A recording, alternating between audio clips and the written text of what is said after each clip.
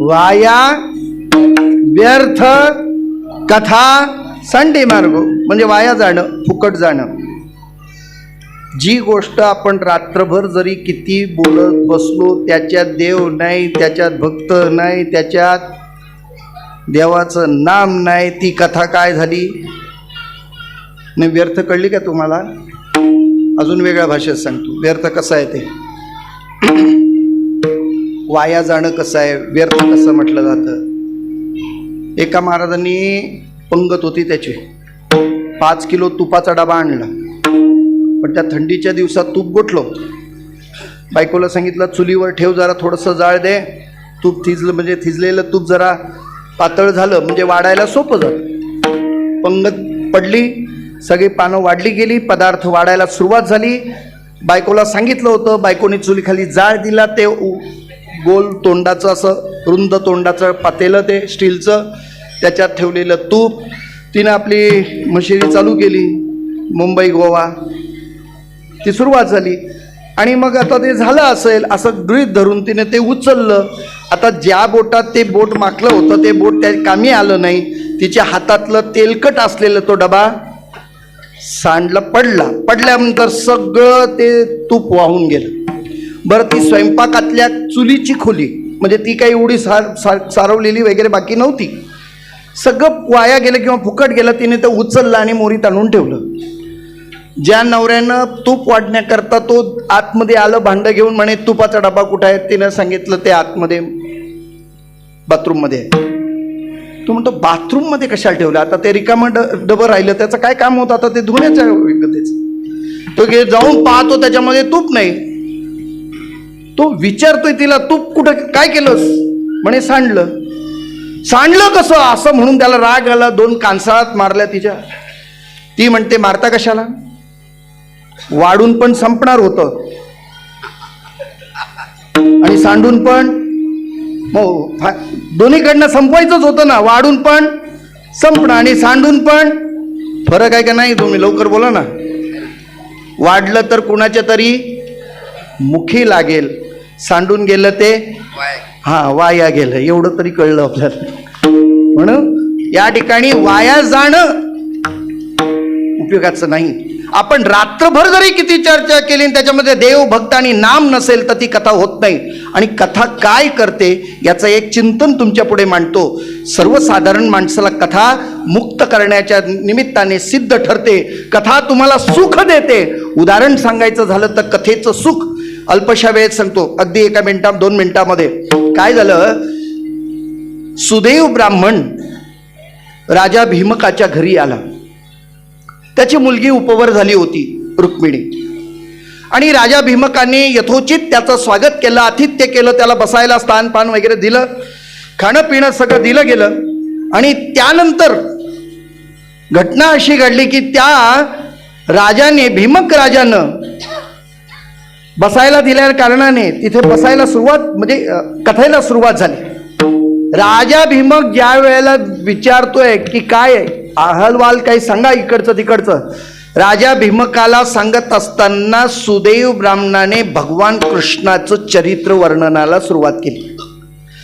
सुंदर कृष्ण कसा आहे, त्याची काय योग्यता वगैरे वगैरे सांगायला लागलं. आणि राजाला सांगत असताना त्याची मुलगी रुक्मिणी, ती रुक्मिणी त्या ठिकाणी काय करत होती? कथा ऐकत होती. रुक्मिणीने कृष्ण पाहिला नव्हता. सुदैव ब्राह्मणाने जे सांगितलं तेच ऐकलं. रुक्मिणीच्या मनात एक निश्चय झाला की नवरा असावा तर असा असावा, बास, लग्न करेन तर याच्याशीच मनात निर्णय केला जणू. आणि त्या निर्णयाचा परिणाम असा झाला की त्याच संध्याकाळी, कथा तर सकाळी झाली, कृष्णचरित्र ऐकायला मिळालं. संध्याकाळी राजा भीमक आणि त्याचा मुलगा रुक्मय्या दोघांचा वाद सुरू झाला. त्याचं कारण काय आहे तर राजा भीमकाला पडलेला प्रश्न आहे. राजा भीमक रुक्मिणीस नयनी देखो चिंता करी. भीमक राजाला पडलेला प्रश्न, रुक्मय्या म्हणतं बाबा चिंता करायची गरज नाही, मी जिवंत आहे. कोण म्हणतो? रुक्मिणीचा भाऊ रुक्मय्या म्हणतो मी जिवंत आहे, तुम्हाला चिंता करायची गरज नाही. रुक्मिणीसारखी योग्य नवरा मी आणलाय शोधून. भीमक राजा म्हणतो अरे मी असताना तुला चिंता करायची गरज काय, बाप अजून जिवंत आहे आणि मी निर्णय ठरवलाय. तरी सुद्धा भीमक राजा म्हणतो सांग सांग, तू आणलेला वर कोणता आहे तो तरी सांग. रुक्मय्यांनी सांगितलं रुक्मिणीसाठी एकमेव वर आपल्या समोर दिसतोय, जो योद्धा आहे, गुणसंपन्न आहे, कीर्तिसंपन्न आहे, श्रीमंत आहे, तो शिशुपाल. भीमक राजा जरासा हसला. अरे ज्याच्या नावातच काय अर्थ नाही त्याला आपली मुलगी द्यायची म्हणे? काय नावात अर्थ नाही? काय नाव आहे त्याचं? शिशुपाल. मग राजा भीमकाने सांगितलं शिशु कुणाला म्हणतात? लवकर बोला, शिशु कुणाला म्हणतात? लहान मुलाला. त्याचं वर्गीकरण सांगतो तुम्हाला. लहान मुलाला म्हणत नाही. ज्याला शी आणि शू कुठं करायचं हे कळत नाही त्याला काय म्हणायचं? आता कळलं असेल तुम्हाला, म्हणजे त्याला शिशु म्हणतात.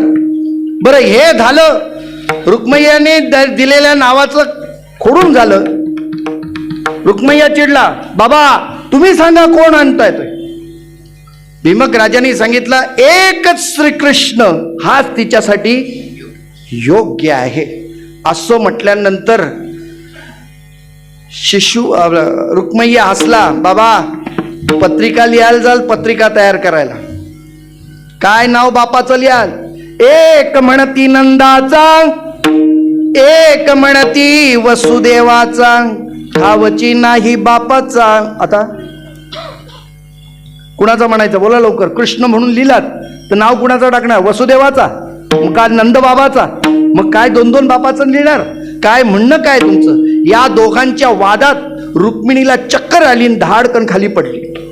सगळ्या सख्या मैत्रिणी तिच्या जवळ होत्या, पाणी मारलं, तिला सावध केलं. मग ती बडबडायला लागली त्या ह्याच्यामध्येच. काय बडबडली ऐका. श्रीकृष्ण नवरा नवरी मी, शिशुपाल नवरा नवरी मी. काय बोलले कळले तुम्हाला? शिशुपाल नवरा नवरी मी, श्रीकृष्ण नवरा नवरी मी. आता तरी कळलं की नाही? श्लेष अलंकार आहे. श्रीकृष्ण नवरा नवरी मी, शिशुपाल नवरा वरी मी. मी त्याला वरणार नाही. कशातून हे झालं बरं? त्या सुदैव ब्राह्मणाकडेच पहिलं लव लेटर म्हणू आपण. रुक्मिणीने पाठवलं, नुसती कथा ऐकली, लव लेटर पाठवलं. अमुक अमुक ठिकाणी अमुक अमुक तारखेला मी त्या देवीच्या मंदिरात येणार आहे, मला तिथून पळून ने. याला स्वयंवर फक्त मी रुक्मिणी स्वयंवर मानतो. का? द्रौपदी स्वयंवर नाही, सीता स्वयंवर नाही.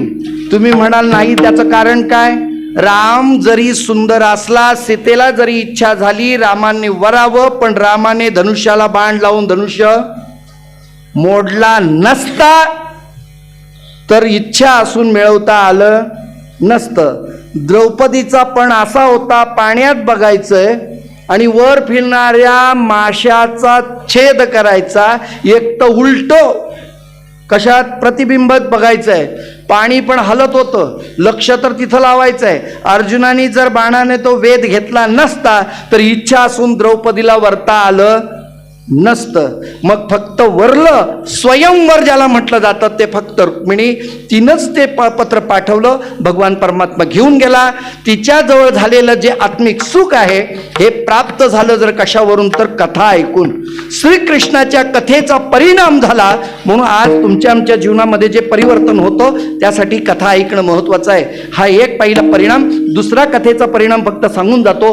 परीक्षिती राजा 7 दिवसामध्ये कथा ऐकली, भागवत कथा, आणि त्याचा काय झाला?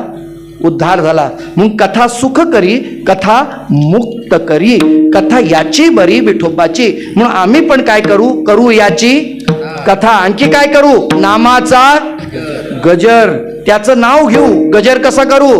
पुंडली श्री ज्ञानदेव तुकाराम पंढरीनाथ भगवान की जय. हा काय झालं? हा गजर झाला. रामकृष्ण हरी विठोबा रघुमा हे काय झाला? गजर.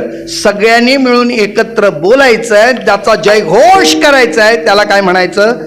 गजर. मग आम्ही काय करू? त्याची कथा करू आणि नामाचा गजर करू. त्याचा परिणाम आम्हा संसार काय करी. आमच्या जीवनामध्ये संसार नावाची वस्तू शिल्लक राहणार नाही. संसार का राहणार नाही? त्याचं कारण आहे, संसार ज्याच्यामुळे निर्माण होतो तो संसार नाश करण्याची क्षमता नामचिंतनात आहे. त्याचा एक विचार करू. विठाला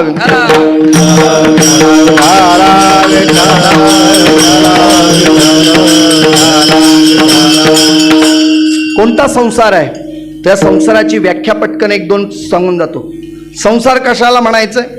आगाव उपजणे आणि निमणे हे साचची पै मानणे या लागी म्हणे संसार हन.